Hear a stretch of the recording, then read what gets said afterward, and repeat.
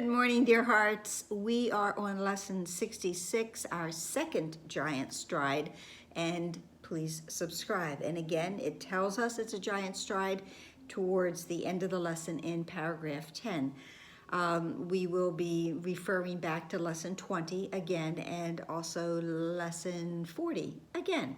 So the lesson is, today's lesson, my happiness and my function are one. And it begins, you have surely noticed an emphasis throughout our recent lessons on the connection between fulfilling your function and achieving happiness. You know, my function is forgiveness as the light of the world, and it is going to be through forgiveness that I will indeed find my happiness. The lesson says this is because you do not really see the connection between function and happiness, yet there's more than a connection. They are the same. Now, if we go back to lesson 20, in lesson 20, it says you want to be happy, you want peace, and you don't have them now. And the reason we don't have them now is because our mind is totally undisciplined, untrained. You know, we're still working out of that fog. And because of that, we cannot tell the difference between joy and sorrow, pleasure and pain, love and fear. But we're going to be learning to tell them apart. And in learning to tell them apart, we will indeed find our happiness and also at the same time achieve and know what our function is, that in order to be happy, we will fulfill our function, and that it is through God that all of this is possible. The ego does constant battle, back to today's lesson, with the Holy Spirit on the fundamental question of what your function is. And so the ego is constantly, nagging at the Holy Spirit and going, oh, well, you think this is their function and can they do this? And trying to undermine the idea that our function is one, the light of the world, and true forgiveness and happiness. But, and I love this, it's not a two-way battle. The ego attacks and the Holy Spirit does not respond. He knows what your function is. The Holy Spirit knows what your function is, and he knows that it is your happiness. The only way, there's a wonderful movie, old movie, I've referenced it before. The movie is War Games. At the end of the movie, and it's about war and computers and things like that. But the last line is, the only way to win is not to play. So we can say that's the Holy Spirit's stance on this. It does not play. It does not play with the ego. You can't win with the ego. No matter what we do, whatever we try to do battle with the ego, we can never win.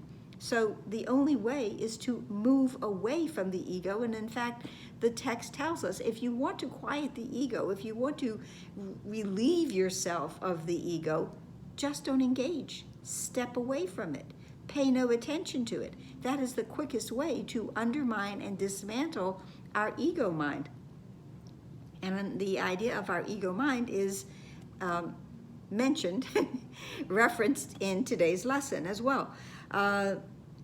So it's back to the lesson today. We will not become hopelessly involved in defining happiness and determining the means for achieving it with the ego. We're just going to step back from it. We'll merely be glad that we can find out what the truth is, and the truth is that our happiness and our function are one. Longer practice periods are going to be 10 to 15 minutes. We'll get there. But in paragraph 4, it says, our longer practice period today has as its purpose your acceptance of the fact that not only is there a real connection between the function God gave you and your happiness, but they are truly identical. First paragraph said they are the same. They're identical. They're the same. They are not separate from each other. There's no separation. Haven't heard that for a while. God gives only happiness, and therefore the function he gave you must be happiness. So going into the practicing the 10 to 15 minutes, we are given these 3 lines, and it's a syllogism. So it says, God gives me only happiness. He has given my function to me. Therefore, my function must be happiness.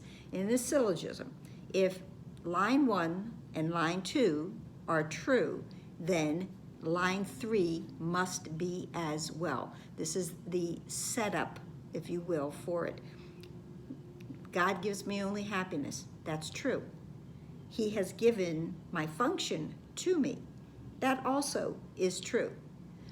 Ergo, line 3, therefore my function must be happiness. Again, we learn our function is forgiveness, our function is salvation, our function is happiness, and they are indeed all the same. We will achieve all of them by accepting what our function is. In paragraph 6 of today's lesson, it says the first premise God gave you is happiness. This could be false, but in order for it to be false, it is necessary to define God as something he is not. Love cannot give evil, and what is not happiness is evil. God cannot give what he does not have. He cannot give what he is not. Just as we have said before, I cannot give what I do not have. In this case, I cannot give what I am not. God is only love. God is only happiness. That is all that he gives. So then it goes into the second premise of this. He has given my function here. And it says, we have seen that there are only two parts of your mind, as we were just referencing. One is ruled by the ego and is made up of illusions. The other is home of the Holy Spirit, where truth abides. There is no other guide but these to choose between. We have the ego, we have the Holy Spirit. That's it, one or the other. And we know that if we choose, or when we choose the Holy Spirit, all that will be given to us is everything that God is. And so it says, does the ego really have gifts to give, being itself an illusion and offering only the illusion of gifts? So the ego has nothing. The ego is nothing. It's smoke and mirrors, it's illusions, it's fantasies, and none of those things have anything to offer to us. Only the Holy Spirit has something to offer to us, because the Holy Spirit is a part of God and gives what God has to us, his children. So thinking about the longer practice periods, think about the many forms of illusion of your function has taken in your mind. So what do we really think? Why am I here? You know, that existential question, it's going to come up. And did we ever really find anything through the ego's guidance? And the answer obviously is no. So the ego is the only alternative to the Holy Spirit's voice. So we must choose one or the other. And it says, you will listen to madness or hear the truth. Try to make this choice as you think about the premises on which your conclusion rests. What's my function? Where's my conclusion? Who am I listening to? Which voice? What part of my mind am I going to align myself with? And then it says, today's idea is another giant stride in the perception of the same as the same and different as different. And then it has one of my favorite lines, let us try today to realize that only truth is true. Truth is true and nothing else is true. The shorter practicing is twice an hour, and we are given these lines to use for our shorter practicing, which, you know, just momentary, close your eyes if you can. Think of these lines. My happiness and function are one because God has given me both. God has given me my function.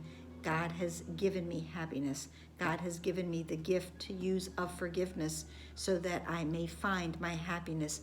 And all of that will lead me and everyone else to salvation, freedom from the ego, freedom from this world, that I may step lovingly and wonderfully into the realm of heaven with my Father.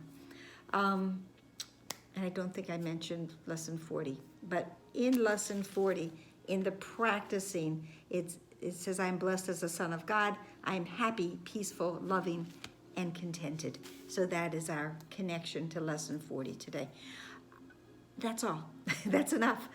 Please like, please share, please subscribe, please comment, please pray. Pray for this wonderful gift of happiness and peace to just fall over all of us, engulf us, envelop us. Okay, that's it. Namaste.